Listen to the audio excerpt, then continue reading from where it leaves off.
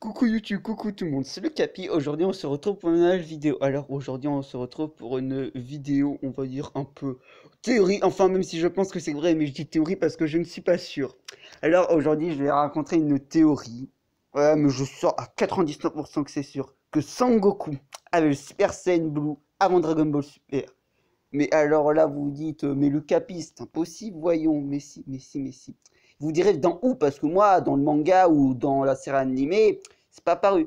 Si, dans un truc pas très connu, qui est parce que c'est sorti jamais chez nous. Enfin, connu, pas très connu, c'est quand même connu, mais bon, le grand public ne le connaissait pas forcément.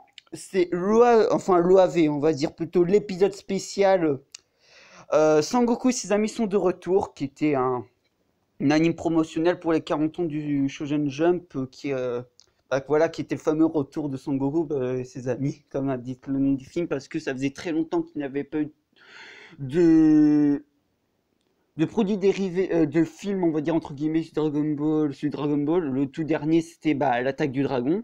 Oui, je dis les titres VF parce que bon, les noms japonais des films, ils sont vraiment trop lents. Alors, en fait, ce film raconte le synopsis. Si vous avez déjà vu, en gros, on va pas s'attarder dessus. Je vais faire un très vite résumé. C'est 2 ans après la saga Boo. Euh, Hercule, oui, je dis Hercule, je m'en fous, j'étais habitué avec la VF. Monsieur Satan, si vous préférez. Enfin, on va dire Monsieur Satan là pour pas faire chier les autres. Monsieur Satan décide d'inviter Sangoku et ses amis à son hôtel, à son nouveau hôtel, voilà. Et du coup, après, un Saiyan mystérieux qui est en fait le frère de Vegeta, Table. Oui, il s'appelle vraiment comme ça, le gars. Je rigole pas. Au début, moi, je l'appelais Table parce que moi, je trouvais ça drôle. Parce que le mec, il est pas charismatique du tout. Mais en fait, il s'appelle vraiment Table. C'est super drôle. Je trouve qu'il a vraiment un nom de merde. En plus, le gars est pas charismatique. Si vous savez pas, c'est le frère de Vegeta. Là, qui arrive sur Terre pour demander de l'aide à Vegeta et ses amis parce qu'il y a deux Gugus qui n'arrivent pas à battre. Voilà, parce qu'en fait, bon, petit instant puissance, Table, c'est environ la puissance du Komodo Ginyu. C'est fort, mais plus pour la saga Buu, quoi. Voilà, quoi. Goku, les Super Saiyan 3, Vegeta, les Super Saiyan 2, même Goten et Trunks, ce sont des Super Saiyan 1, voilà. Même un moment, quand t'as Piccolo et Krillin qui sont plus forts que toi, faut te poser des questions. Voilà. Du coup, après, ces fameux deux Gugus, ça arrive, je sais plus leur nom. C'est un mec bleu et un mec rouge. Du coup, voilà. Goten et Trunks vont s'en charger parce que ces mecs-là sont pas très forts. Ils sont entre eux. Euh, Komodo Ginyu et Freezer première forme. Voilà, c'est pas très fort pour eux. Du coup, voilà, ils se bastonnent. Et à un bon moment, ils fusionnent. Là, du coup, Goten et Trunks fusionnent aussi, ils s'affrontent. Et à un moment, bon, le gars, il commence à foutre un peu le bordel. Il commence à balancer son attaque signature, je sais plus son nom. Et il commence à foutre le bordel et tout.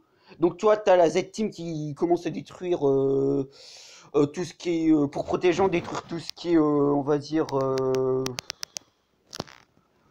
Tous les obstacles qui pourraient faire mal, qui pourraient blesser les gens. Voilà, par exemple, Yamcha, il fait un saut qui donne pour détruire un bâtiment, tous ces trucs de genre. Et là, à un moment, Sangoku, il décide d'en finir.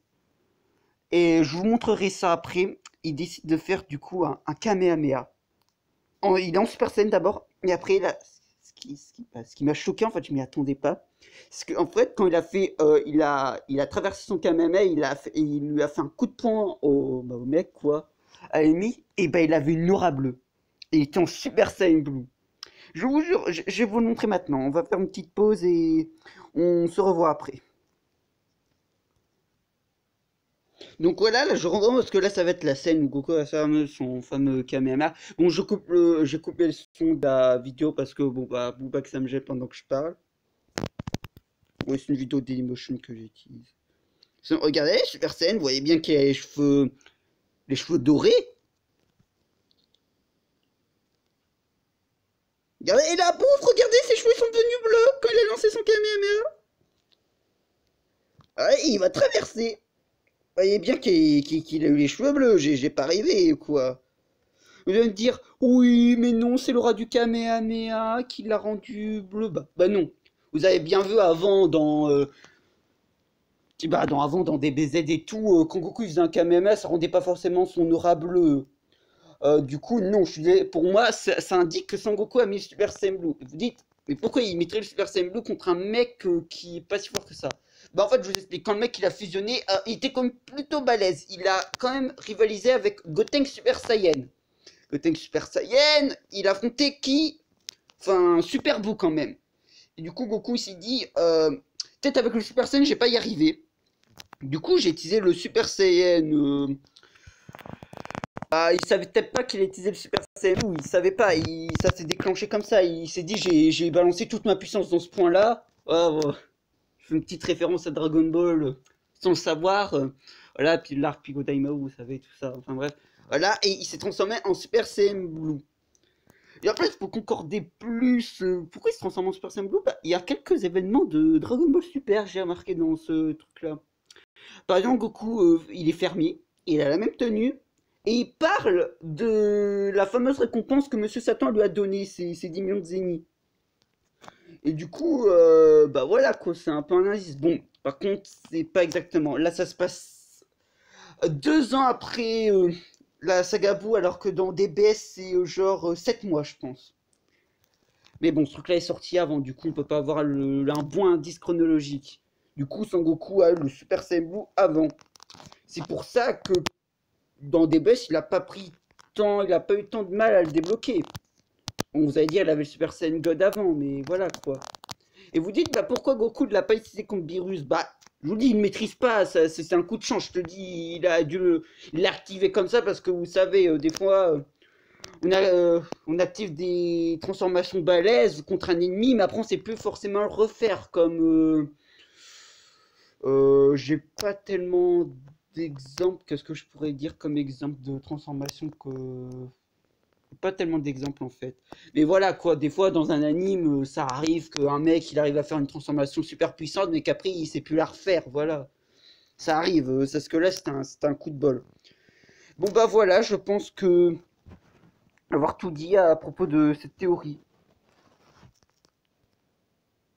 Voilà. Après, pour avoir des sources sûres, il faudrait que vous partagez cette vidéo à Black Z.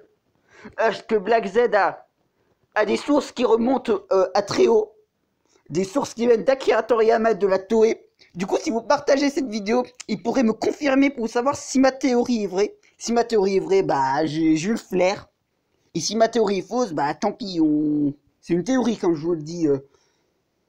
Donc voilà, n'hésitez vraiment pas à partager cette vidéo et à vous abonner parce que Black Z fait un travail extraordinaire, notre cher porte-parole. Voilà, donc c'est la fin de cette vidéo. J'espère que vous aura plu. N'hésitez pas à liker, disliker, commenter et à liker avec un deuxième compte Google Play. Ouais, la deuxième référence. Allez, au revoir YouTube et au revoir tout le monde. Oh, petite notif. Allez, au revoir tout le monde.